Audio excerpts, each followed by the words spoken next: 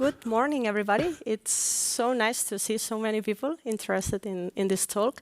So we're going to talk about how at Electricity Maps we built a global forecasting platform to unlock flexibility from electricity consumption. And we're going to understand what that means. I'm Ingrid Munné. And I'm Garsdal, MLOps engineer. So let's get started. Before we start, how many of you know Electricity Maps? Can someone raise your hand? Okay, that's better than I expected. So we are a startup based in Copenhagen, Denmark, and in a nutshell, we are a data platform. We are a global electricity data platform. We provide this electricity data through an API and through our app.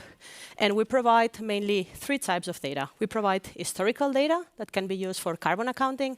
We also provide live data. The most famous is what we show on our app, where you can see the carbon footprint, the power mix, and at real time for all countries in the world. And what we're going to talk about today is how we can also provide 72 hours ahead forecasts from the electricity consumption, carbon footprint, and renewable energy share. But Ingrid, why is this important? Why do we need to care about that? And I'm sure all of us, we spend most of our time running pipelines, training models. We have cloud jobs to run. And we are also aware of the sustainable, like the environmental impact of our cloud run jobs or our electricity consumption. So I can tell you that when and where we run those cloud jobs, when and where we train those machine learning models matters, and it matters a lot. And I have two examples of the differences when we train the same job, but in the same location. Imagine a data center located in Denmark, but instead of running that same job at 7 a.m. in the morning, we run it at noon. The carbon footprint of that exact same task is 3 times larger.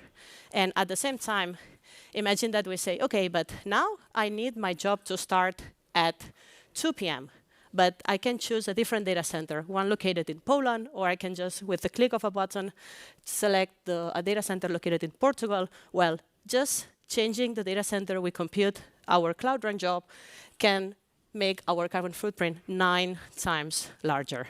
So that's what we care a lot about at Electricity Maps, and that's why we thought, okay, let's build a forecasting platform where we can provide these forecasts alongside with our real-time carbon and renewable energy share data. So how do our pipelines at Electricity Maps look? First, we collect data sources from more than 100 different data sources, and that's really nicely tied together with the previous talk, because some data sources are updated 3 times every hour, some are updated 10 times every day, some have hourly resolution, 5 minutes resolution, and we're going to see that it can be a bit of a mess. Then we collect this data in a raw state. We store it in a parser data table. Then what we do is we pre-process all this data, what we call the estimation pipeline, where we make sure that the output of this data is complete, so there are no outliers, no missing values, and that we have all the data we need to compute the carbon intensity. After that, we run our core pipeline that we call the flow tracing pipeline, where we combine all the sources from all around the world so that we can trace back the region of electricity. Meaning that if I'm located in France and I consume electricity there, I can know that electricity I consume, how much comes from wind, how much comes from solar, how much comes from nuclear, and what's the carbon footprint of that. So then that's what we can actually show to our clients and to everybody using our products. We can see in the not dotted side, we can see the historical data, and then we can also right now provide those 72 hours ahead of forecast, both for carbon intensity and renewable energy share. That's actually in Sweden. And this is the power production breakdown. So those are all the signals that we are computing in-house, and here we can see what's the power production of solar, nuclear, biomass, coal, wind, etc. So okay, let's look at the problem setting so that once we hand this over to the MLOps side, we can see what's the size of the problem we're trying to solve at Electricity Maps. We have to forecast 350 zones in the world. Sometimes a zone is the same as a country, sometimes it isn't. We have to forecast all available production modes. That means that we need one model to forecast wind, one model to forecast hydropower production, storage, nuclear, etc. And that's 12 in total. And as most of you must have known, we also have interconnections. So the electricity flow around in Europe or in the world, so we need to actually account for that. At the same time, our data comes from external data sources, so we have no control over them. So I wanted to also give a bit of a reality check on how the data looks like. This is some of the operational data we receive that then we want to use as features for our models. And here we can see how all of a sudden we lose all the gas power production for one of the countries, and that can really affect our forecast. So we really need an automated process that cleans the data and flags the outliers and estimates so that we can keep providing forecasts to our clients that are complete and that make sense.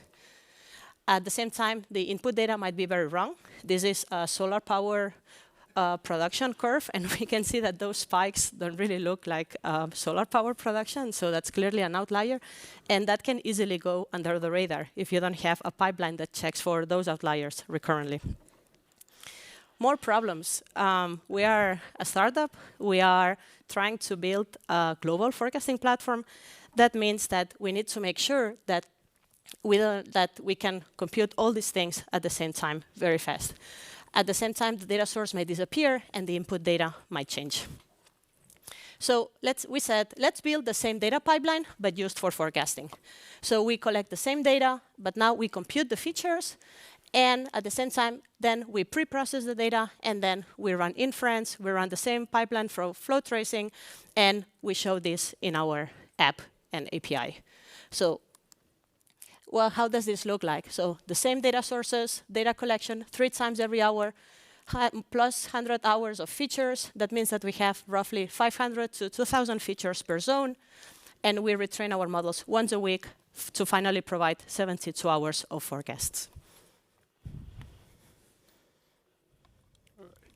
Yes, and now let's take a little bit of a look into some of the MLOps behind this. So Ingrid demonstrated all of the capabilities of this forecasting platform, but now I'll actually also try to just give a little bit of a journey of some of the categories and building blocks and steps we've had to take to get to this point. So I've tried to outline a little bit here, what are all the pieces of the puzzle? So I've made kind of like 4 categories. So we have some model training, we have some model orchestration, we have monitoring, and then we have some analytics. And you can see I've sprinkled all of the different services and logos around each of these categories, and then I'll carry them throughout some of the following slides so you can maybe see where they're used. So one of the first things that we had to solve was training all of these models at scale. And one thing that was very important for us was packaging. So we decided to kind of build these modularized packages of features, models, and also trainer classes. And then we actually inject this into our dynamic trainer pipeline, which can both be run scheduled, but also on demand. So this means like an ML engineer, if they have like an idea to train a model, can also just execute this pipeline with a package of these features, models, and trainers. Then on the right, you can see that we save all of this in our model registry. So we use MLflow as our registry. And when I created these slides, I went in and checked, and we had 4,523 registered models at the time. I checked since then, and we have more already, because we're still adding more zones to the map. And just to give you a bit of a look, so you can see on the left, it's kind of our training pipeline, all of the steps that we're carrying out. It's quite straightforward. We get some features, we train the model. But then here on the right, you can see our MLflow interface. All of the different runs here. We are doing the retrainings weekly, but there are a lot of trainings that are going on. Every single run will save a new model version to the model registry. So those registered models, they will also have different versions for each of the models. So we're like retraining the models, and we save every single model to MLflow. So we very quickly realized that we have all of this training, we can train all of these models, we save the models to MLflow, but we are in need of multiple environments. We need to be able to kind of separate the different models, iterate between them, and this is why we created 3 different forecasting environments internally. So the first one is what we call the nightly environment. And as you can see, it's a fast iteration environment, and it's mainly used for internal comparison. This is where an ML engineer can train their model, send it to the registry, and then we add the alias of nightly, and it's running in a separated environment, completely no concern that it's touching production. We also have our latest environment, which is our best operational models. So this is kind of like if we sell on the API, this is you're getting the latest forecast. But then we actually also have a third environment, which is a support environment, meaning that when we promote a model to latest, we don't just discard the previous model. We actually send it to support and keep it around for a period of time, so that in case something is wrong with the model version that got into latest, we can now kind of have a fallback endpoint and you can get the models from support instead. So we now have these different environments. We're training thousands of models on a schedule ad hoc. We very quickly realized we need a structured release process. We need a way to kind of move models between these environments. And what we came up with is that not only do we move models between the environments, so on the x-axis, going from nightly to latest to support, but we actually also have the other dimension, which is moving on the y-axis, because we can also promote a given model inside of an environment. So we can just like do a retraining and increment the model version. So we have these different dimensions that you can see. We can have a nightly v1 model, but we can also have a nightly v20 model for a given zone, a given forecasted mode, so wind, for example. Some of the services that we had to create here was, for instance, a model tester. So this is a service that just every time we run a training, the model is saved to the registry. We run a set of tests. We make sure that we didn't accidentally remove all of the features in the model. We make sure that we can actually get an inference call out, that we get prediction through. And then we check mark that, okay, we know this model is fine. Then we have another service, which is the model deployer, which is that we don't want to manually move all of these models around. That would never scale. We would not be able to manage all of this. So we have a service which handles all of these movements between environments, but also between the versions. So those are the two primary services that drive that. And I think here I have a bit of an image of how that can look in MLflow as well. So here I've just taken, for a given zone, it could be a wind forecast, solar forecast, I don't remember, version 81, 82. You can see we're looking at a support release and a latest release model. And if you remember back that I said we are very careful about how we package all of these things, you can actually see that we have a feature generator, we have model class, we have trainer class, and preprocessor class. So when I go in and check, I know exactly the packaging that was used to create this specific model version in MLflow. And then you can also see there are some other smaller tags, which if the model is tested, if it has features, all of these model testing things that I was saying. So I was taking you through this journey. So at this point in time, everything is great. We are training all of these models. We have the model registry. We know how to move all of the models between environments. But one thing that we were kind of missing was monitoring. So we basically were thinking, how do we know that our models are actually doing what we want them to do? And at this time, we had some monitoring in place, but we didn't have enough. So we have a great setup for training, deployment, and serving and inference as well. So we thought life is great. But no, because we were serving incomplete forecasts. We still had issues in the input features. We didn't know if we're actually delivering all of these forecasts globally. And yeah, you can see this is actually not so long ago. So this was basically the forecasting team at Electricity Maps last summer. This is when we stumbled into this. So we had to improve our monitoring setup. So we had all of the training in place. But we know that ML models, they break. But we need to be made aware when they do. Like we need to be informed. We need to have monitoring on this. So we went for a Grafana. We already were using Grafana for monitoring before, but we needed to expand it and make it scalable. And we actually have two primary data sources. So one that I think is very nice is actually the BigQuery integration with Grafana. So we have kind of a data stream of all of our config and all of our metadata that's coming in through there. And then we have kind of a more standard setup, I would say, where we go on our operation database. We have some metric exporter. We scrape metrics, and that goes into Prometheus, which then ends up in Grafana. So kind of like two data sources that we use in Grafana. And Grafana can then be used to do alerting, and we can have these dashboards that you can see. So now we're actually tracking for all of the models that we've deployed, the freshness, and most importantly, completeness. So we want to know that we have 72-hour forecast complete, and we're alerted if we all of a sudden have completeness issues on the forecasts. So that was monitoring as well. Now we've done training, we've done kind of some of the orchestration, we've done monitoring.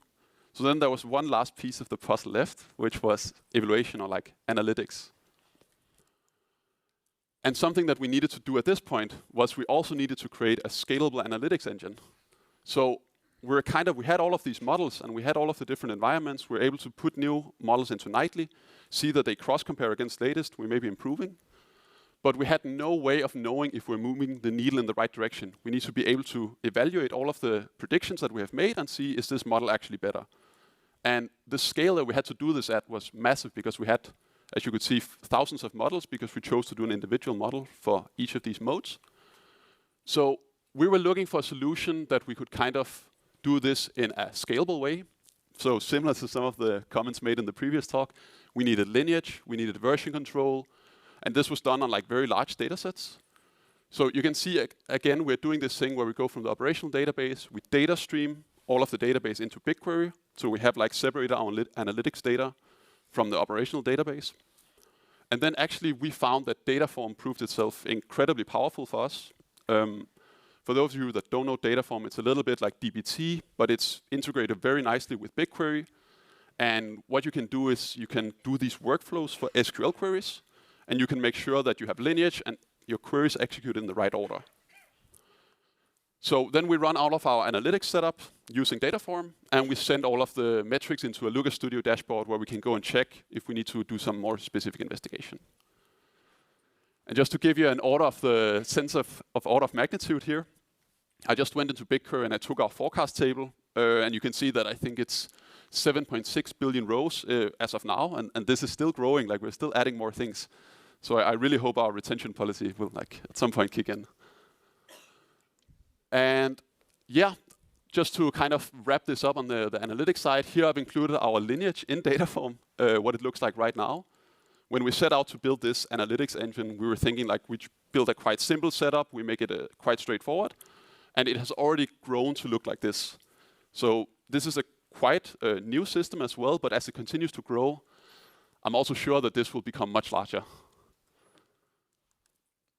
Yes. So to get into some of the takeaways from our talk, I think there's a lot of things that follow nicely with the previous talk as well. So first off, building large-scale ML platforms, it's hard. There's a lot of moving pieces. You need to separate concerns very well. For us, it was to split the system into smaller problems. So we need to solve kind of pre-processing, then training, and then we go into the orchestration part.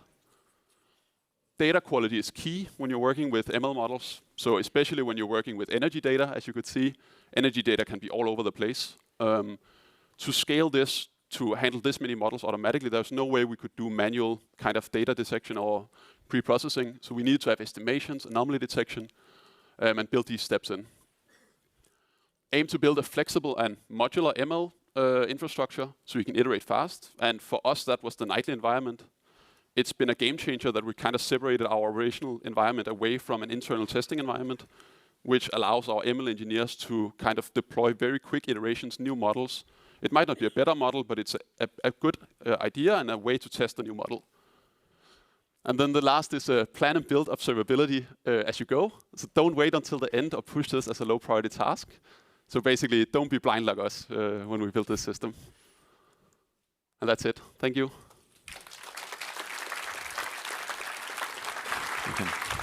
Thank you so much. That was so great. We already have a bunch of questions, so let's start here. Hi, thanks so much for a very interesting talk.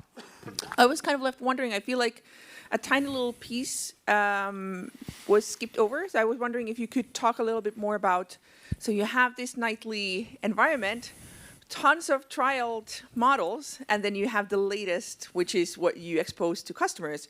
What is your process for deciding what from the Nightly gets promoted to the kind of customer-facing model? And for example, how long do you observe models in production before you make that decision? Yeah. So that's still an ongoing process. I think we're iterating quite a lot over that. So sometimes we try to agree on some SLAs with our clients on when a model reaches, I don't know, 19% of normalized ME, then that model can be gone into production. Then we monitor, and then it's over 7 days or over 30 days. Then we keep this model in Nightly for that period of time, and then once we get the green light that our scores are like this, then we promote it. But we also have a tool now that it's what we call a backtest, that we try to recreate how our model would behave in a production-like environment for 1 year of data. So we compute this like forecast in the past for 1 year, so we can see how our forecast would have looked like when they were like trained before, like the data that has not been seen by the model. Then we train, we run inference, we train, we run inference, and then we compute all the forecasts, we evaluate, and then we can get an idea of how this model would have performed over 1 year, for example. And then that gives us also a nice segue to promote models faster. And maybe a quick comment there as well is that we're talking a lot about scalable things and things that should happen automatically. And this is actually a place where we are still doing things manually. So we haven't solved like a service or like an automatic promotion system to put things into like our operational environment yet, because we do want to be careful that what goes into latest, we've kind of battle tested a little bit and nightly. That makes a ton of sense. Just a really quick follow-up. Do you do this per model, so kind of per region and type of energy source? Or do you do it in larger clumps? We usually say US and then wind and solar in the US. Then if that goes well, then we roll out in Europe, for example. Or we've improved exchanges, then we've choose the largest exchanges in the world, and then, or if we know that there's a set of zones that are performing really bad, we do that for those zones, and then we release for that set of zones. So we're still a bit, that's not still very scalable, because it's something that it's tailor-made based on the needs. We try to build general purpose models, because this is also, if you try to build custom models for each and every zone in the world, you're going to end up, you can't manage it. Yeah. So we're doing like very focused on a group of wind models, and what can we do to improve our wind models, and then what can we do to improve the cold models, and then we release batches. Great, thank you so much for that brilliant question. We have the next one over here. Hello, thank you for good talk. I have 2 questions. One related to the data, where you said, if I understood it correctly, you take batches of like 1 week worth of data, and then you forecast 72 hours, so 3 days forward. Is that correct? Or what was the relation between the week and the... So usually it depends, like since we have this very modular setup, in some cases we can train models where with 60 days of data or 1 year of data, and then every time we run inference, we load the last 7 days of data, the last 60 days. Exactly. Okay, thank you. So it's not 1 week worth of data, it's just the the cadence of how often you retrain. And we will have, in some of our features, we will have lagged features, we'll have rolling, we'll have, so there will be some features that have a longer time span in the past. Thank you. Second question: do you know if your predictions affect the actual grid? So there's a feedback effect. I wish we could say that our company is so big that we have an impact in the grid, and unfortunately not. But we know that, for example, Samsung SmartThings uses our forecast and our data to unlock flexibility from, I don't know, electric vehicles, the TV, like the water boiler, etc. But I think the scale is still not large enough to see a significant impact. But in the future, that could happen. Okay, thank you. Thank you so much. Yeah, we can have the next question over here. If you can pass her the microphone. Just hold on a second.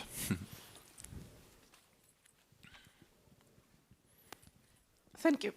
It's a great system that you are working on. Really impressed by the scale and your approach. So I have slightly different question from MLOps. We hear about LLMs, agents, and so on. About time series forecasting, I cannot hear like breakthroughs and things like that. How are you handling that? What kind of models are you using? So super interesting to know.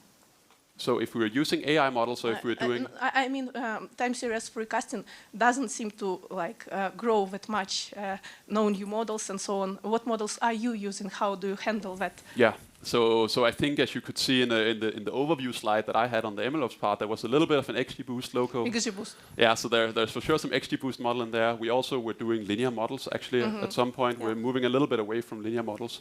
So when you're at this scale as well, we're not doing like a deep learning model for each of these 5,000 models. That's not what we're doing. So we wanted to have granular control over like what happens for each of these signals. which is why we chose to use more lightweight models. But And more of them. Yeah, at the same time, we want our models, like we are still trying to do sustainable computing. So we want models that can be trained fast, that don't take days to be trained, that don't need 3 years of data. So we're also trying to be aware of that. So when we choose which models we use, then we try to be mindful also. Yeah, sounds great. Thank you. Thank you. I do believe we have time for one last question down there in the room. Hi, Devansh here. I was wondering, when you have outliers in data, how do you handle between, like, it's a problem in the data quality compared to if there are world events that's affecting the data, like there's a storm that's affecting some renewable energy company, or it's geopolitics or things like that? I think the last part of the question is something that we are still working on. And as the market changes, and for example, coal was decommissioned in Great Britain. So at some point, our models were maybe at some point still forecasting coal power production when there was no coal. So you still need to be in touch with what happens in the real world to adapt your features towards that. So I think we're still working on having some way to automate these trends, or when capacity is increased in Texas, for example, or California in solar and wind, you need to have tools that actually track the maximum power production, and then you can use this as a feature. So those are things we do. And regarding the outliers, when we started forecasting in like 2023, we had no control over that. So, and we were using linear models. So outlier that came in that would appear in our forecasts. Then we said, okay, we need some kind of outlier detection pipeline that checks just, is this model, like, is this feature like over the installed capacity of the Spain South solar production? Then we just clip those. And I think that really helped us to include some anomaly detection pipelines to make sure that our models are robust enough. Thank you. Thank you. And that's about all the questions that we had time for. Thank you so much for your presentation. Thank you, guys.